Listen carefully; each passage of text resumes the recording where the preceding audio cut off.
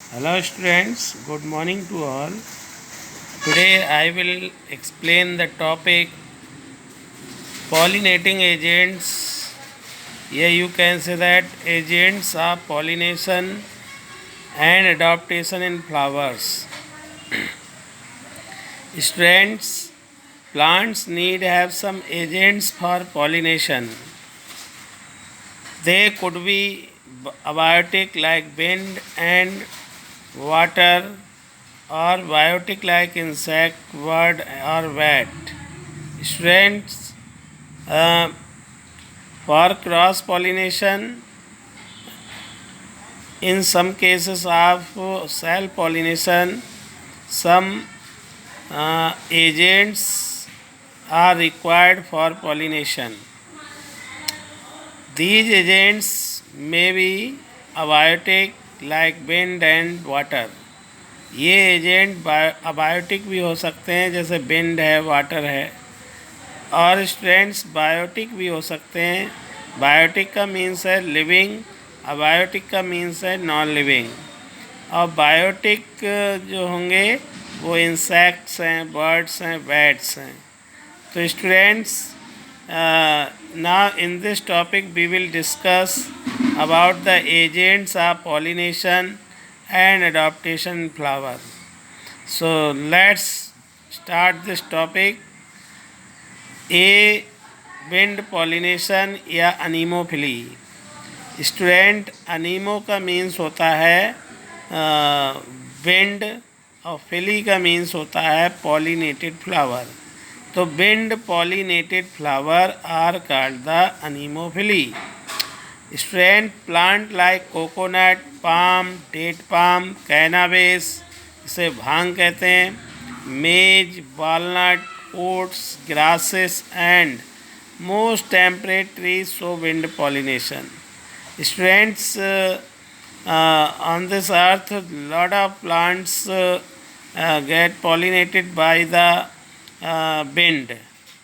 जैसे there are so much example I am telling here: coconut, palm, date palm, cannabis, maize, walnut, oat, grass, और बहुत से temperate trees wind pollination show करते हैं. These plant literally fill the air with pollen when stamen mature.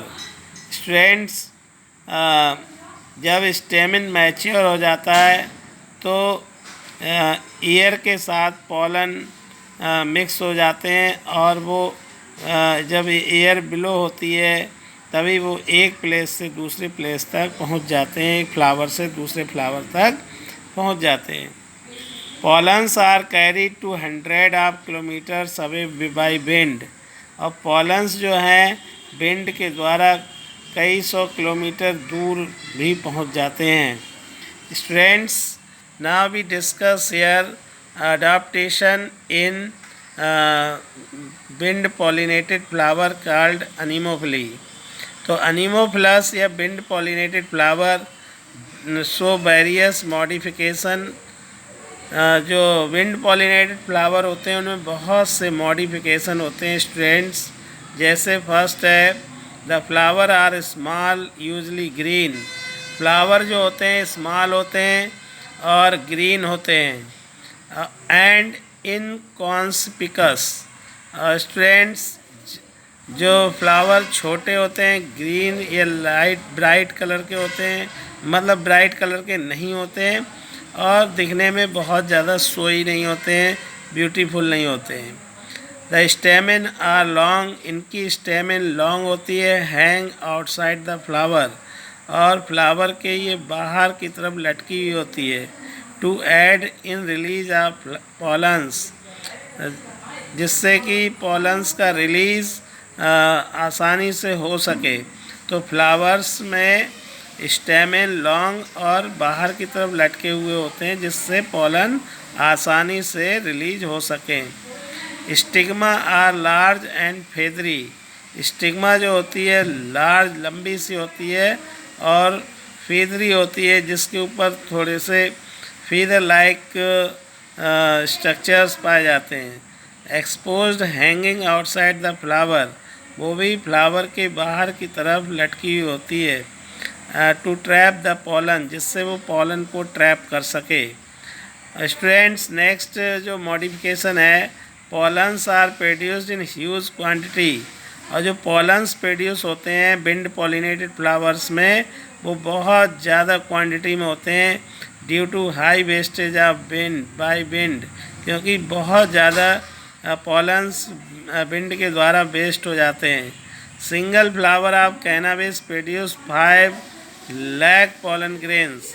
जैसे मान लीजिए जो एक कैनाबिस जिसे भांग का प्लांट कहते हैं, इसके एक फ्लावर से लगभग 5 लाख पॉलन्स जो हैं वो प्रोड्यूस होते हैं।